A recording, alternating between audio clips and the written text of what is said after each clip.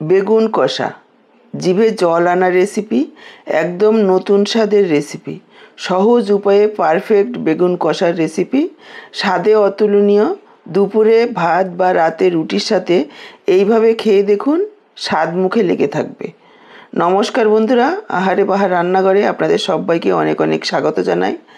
আজকে আমি একটা বেগুন কষার রেসিপি নিয়ে চলে এসেছি। বেগুন কষার রেসিপিটা করার জন্য আমি এখানে মিডিয়াম সাইজের বেগুনগুলো নিয়েছি 4 পিস, আর নিয়েছি একটা আলু খোসা ছাড়িয়ে। আলুটা পুরোপুরি অপশনাল, চাইলে আপনারা দিতেও পারেন, নাও দিতে পারেন। আর বেগুন আপনারা চাইলে বড় সাইজের বেগুনগুলিও নিতে পারেন। এবার বেগুনগুলোকে আমি কেটে নেব।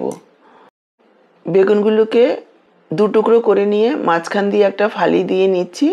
আপনাদের যদি বড় সাইজের বেগুন হয় তাহলে একটু সরু করে কেটে নেবেন পছন্দ মতো। আর বেগুনগুলোকে কাটার সময় একটু দেখে নিতে হবে ভেতরে কোনো রকম পোকামাকড় আছে কি না। দেখুন, বেগুনগুলোকে কেটে নিয়ে সাথে সাথে জলে ভিজিয়ে দিচ্ছি যাতে কালো না হয়ে যায়। আলুটাকেও বেগুনের মতো লম্বা করে সরু করে কেটে নেব যাতে বেগুনের সঙ্গে একই সঙ্গে সেদ্ধ হয়ে যায়।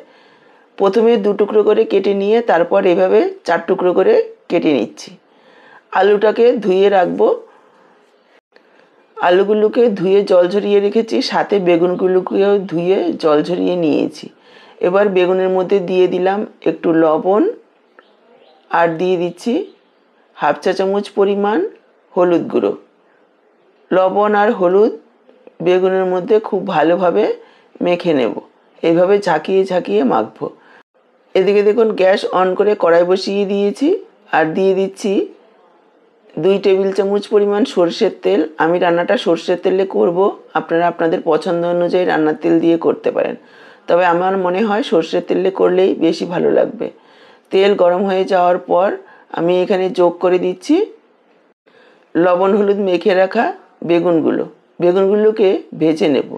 গ্যাসের ফ্লেমটাকে হাইতে রেখে বেগুনগুলোকে ভাজবো, তাহলে আর বেগুনগুলো নরম হয়ে যাবে না। প্রায় 2-3 মিনিট সময় নিয়ে গ্যাসের ফ্লেমটাকে হাইতে রেখে বেগুনগুলো লালচে হওয়া পর্যন্ত ভেজে নেব। দেখুন, প্রায় 2-3 মিনিট সময় নিয়ে বেগুনগুলোকে একেবারে লালচে করে ভেজে নিয়েছি। এবার বেগুনগুলোকে তেল থেকে ছেঁকে তুলে নিচ্ছি। তোলার সময় সাইডে একটু হালকা প্রেসার দিয়ে তুলতে হবে, তাহলে বেগুনের থেকে এক্সট্রা তেলটা বেরিয়ে যাবে। বেগুনগুলো তুলে নিয়ে বাকি যে তেলটা ছিল তার মধ্যে কেটে ধুয়ে রাখা আলুগুলো দিয়ে দিলাম। দিয়ে দিচ্ছি পরিমাণ মতো একটু লবণ। আলুগুলোকেও লালচে করে ভেজে নেব। এখানে আলু আর বেগুন আলাদা আলাদাই ভাজতে হবে, কেননা বেগুন ভাজতে সময়টা কম লাগে আর আলু ভাজতে সময়টা বেশি লাগবে। আর এইভাবে আলাদা আলাদা ভাজলে আলু বেগুনগুলো খুব ভালোভাবে ভাজা হবে। দেখুন, আলুগুলোকেও একেবারে লালচে করে ভেজে নিয়েছি। এবার তেল ছেঁকে তুলে নিচ্ছি। আলুগুলো ভাজা হতে হতে আমি এখানে মশলা রেডি করে নিয়েছি। দেখুন, আমি এদিকে নিয়েছি 2টো মিডিয়াম সাইজের পেঁয়াজগুলোকে এইভাবে পাতলা পাতলা করে কেটে নিয়েছি। আর একটা হামলদিস্তায় নিয়েছি প্রায় 7-8 কোয়া রসুন। যেহেতু রসুনের কোয়াগুলো একটু সরু, সেজন্য 7-8 কোয়া দিয়েছি। আপনাদের যদি বড় হয় তাহলে 3-4 কোয়া দিলেও হবে, খুব বেশি পরিমাণে প্রয়োজন নেই। সাথে দিয়েছি 1/2 ইঞ্চি পরিমাণ আদা টুকরো করে, আর 2টো কাঁচা লঙ্কা এভাবে টুকরো করে দিয়েছি। এবার আদা আর কাঁচা লঙ্কাগুলোকে একটু থেতো করে নেব। দেখুন, এইভাবে থেতো করে নিয়েছি। আমি এইভাবে থেতো করে দিচ্ছি, আপনারা চাইলে পেস্ট করেও দিতে পারেন, তবে এইভাবে থেতো করে দিলে এর টেস্ট আলাদা আসবে। আর এদিকে নিয়েছি একটা টমেটোটাকে গ্রেট করে দিচ্ছি, আপনারা চাইলে পেস্ট করেও দিতে পারবেন। আর নিয়ে নিচ্ছি ফোড়নের জন্য হামলদিস্তায় 1/2 চা চামচ পরিমাণ গোটা ধনে, 1/2 চা চামচ মৌরি, 1/2 চা চামচ দিয়েছি জিরে। এবার সব কিছু একসঙ্গে একটু থেতো করে নেব, খুব বেশি মিহি করে গুঁড়ো করতে হবে না। দেখুন, এইভাবে আধভাঙ্গা করে নিয়েছি। এবার বাকি যে তেলটা রয়েছে তার মধ্যে আমি থেতো করে রাখা ফোড়নটা দিয়ে দিচ্ছি। সাথে দিয়ে দিচ্ছি 2টো শুকনো লঙ্কা। লো ফ্লেমে কয়েক সেকেন্ডের জন্য ভেজে নেব, তবে ভেজে একেবারেই কালো করব না। এই ফোড়নটা দেওয়ার কারণে স্বাদ আর গন্ধ খুব ভালো হবে। এবার আমি যোগ করে দিচ্ছি থেতো করে রাখা আদা, রসুন আর কাঁচা লঙ্কা। আদা, রসুন আর কাঁচা লঙ্কাটাকেও 1 মিনিট মতো লো ফ্লেমে ভেজে নেব, যাতে কাঁচা গন্ধটা চলে যায়। তবে খুব বেশি ভাজবো না, আদা খুব বেশি ভাজলে তেতো হয়ে যায়। প্রায় 30 থেকে 40 সেকেন্ড ভেজে নেওয়ার পর এখানে আমি যোগ করে দিলাম কুচনো পেঁয়াজ। পেঁয়াজটাকে লালচে করে ভেজে নেব। দেখুন, প্রায় 2-3 মিনিট সময় নিয়ে পেঁয়াজগুলোকে একেবারে লালচে করে ভেজে নিয়েছি। এভাবেই লাল করে ভেজে নিলে তরকারির স্বাদটা খুব ভালো হবে। এবার আমি যোগ করে দিলাম গ্রেট করে রাখা টমেটো। টমেটোটাকেও আরও কিছুক্ষণ নাড়াচাড়া করে নেব, যাতে কাঁচা গন্ধটা চলে যায়। টমেটোটাকে 1 মিনিট মতো নাড়াচাড়া করে নিয়েছি। এবার আমি যোগ করে দিচ্ছি কিছু গুঁড়ো মশলা। দিয়ে দিলাম 1/2 চা চামচ পরিমাণ হলুদ গুঁড়ো, 1 চা চামচ ধনের গুঁড়ো, 1 চা চামচ দিয়ে দিচ্ছি জিরের গুঁড়ো, 1 চা চামচ পরিমাণ দিয়ে দিলাম লাল লঙ্কার গুঁড়ো। ঝালটা আপনারা পরিমাণ বুঝে দেবেন। আমি একটু ঝাল ঝাল করব, সেজন্য শুকনো লঙ্কার গুঁড়োটা একটু বেশি পরিমাণেই দিয়েছি। এবার একটু জল দিয়ে দিলাম, যাতে গুঁড়ো মশলাটা না পুড়ে যায়। এবার খুব ভালোভাবে মশলাটাকে কষিয়ে নিতে হবে। এখানে আমি গরম মশলার গুঁড়োটা দিতে ভুলে গেছিলাম, দিয়ে দিলাম 1/2 চা চামচ গরম মশলার গুঁড়ো।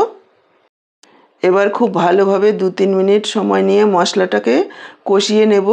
এইভাবে নাড়াচাড়া করতে করতে যদি একেবারে শুকিয়ে যায়, 2 থেকে 3 বার অল্প অল্প জল দিয়ে মশলাটাকে কষাবো, তাহলে মশলাটা খুব ভালোভাবে কষানো হবে। দেখুন, আমি আরও একটু জল দিয়ে দিলাম। এবার ভালোভাবে মিশিয়ে নিয়ে ঢাকা দিয়ে দেব। ঢাকা দিয়ে মশলাটাকে কষিয়ে নেব।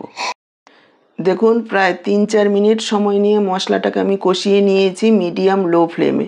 দেখেই বুঝতে পারছেন মশলা খুব ভালোভাবে তেল ছেড়েছে। এবার আমি যোগ করে দেব ভেজে রাখা আলু আর বেগুন। আলু বেগুনগুলোকেও মশলার সাথে আরও কিছুক্ষণ কষিয়ে নেব। এতে করে মশলাটা আলু বেগুনের ভেতরেও খুব ভালোভাবে ঢুকে যাবে, মশলাটাও আরও একটু কষানো হবে। আলু বেগুনগুলোকেও মশলার সাথে আরও কিছুক্ষণ কষিয়ে নিয়েছি। এবার আমি যোগ করে দিচ্ছি জল। একেবারে অল্প পরিমাণে জল দেব, কেননা এটা শুকনো কষা কষা হবে। আমি এখানে ছোট 1 বাটি জল যোগ করে দিয়েছি, প্রায় 1/2 কাপ পরিমাণ মিশিয়ে নিয়েছি। এখানে আমি যোগ করে দিলাম 1/2 চা চামচ চিনি। একটু মিষ্টি দিতেই হবে। আরও টমেটো দেওয়া হয়েছে, আর এতে মিষ্টি হবে না, স্বাদের ব্যালেন্স হবে। আর দিয়ে দিচ্ছি স্বাদ অনুযায়ী আরও একটু লবণ। এবার ঢাকা দিয়ে 3-4 মিনিট মিডিয়াম লো ফ্লেমে রান্না করে নেব। দেখুন, ঢাকা দিয়ে 3-4 মিনিট মিডিয়াম লো ফ্লেমে রান্না করে নিয়েছি। আলু বেগুন খুব সুন্দরভাবে সেদ্ধ হয়ে গেছে, আর ঝোলটাও একেবারে শুকিয়ে গেছে।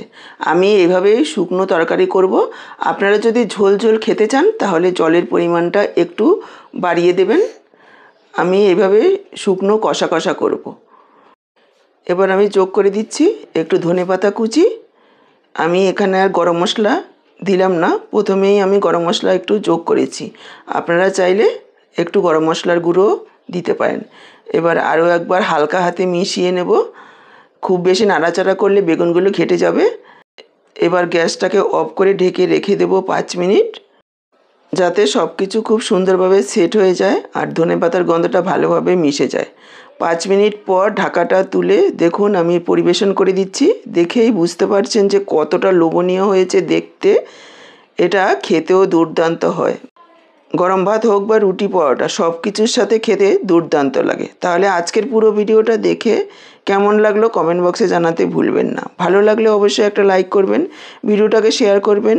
ইউটিউব থেকে নতুন দেখলে চ্যানেলটাকে সাবস্ক্রাইব করবেন। ফেসবুক পেজ থেকে দেখে থাকলে পেজটাকে ফলো করবেন। আর যদি সাবস্ক্রাইব ফলো করে থাকেন তাহলে অসংখ্য ধন্যবাদ। আজকে এই পর্যন্ত, আবার দেখা হবে নতুন কোন রেসিপির সাথে। সবাই ভালো থাকুন, সুস্থ থাকুন। আপনাদের সবার সুস্থতা কামনা করে এখানেই শেষ করছি। সবাইকে অসংখ্য ধন্যবাদ।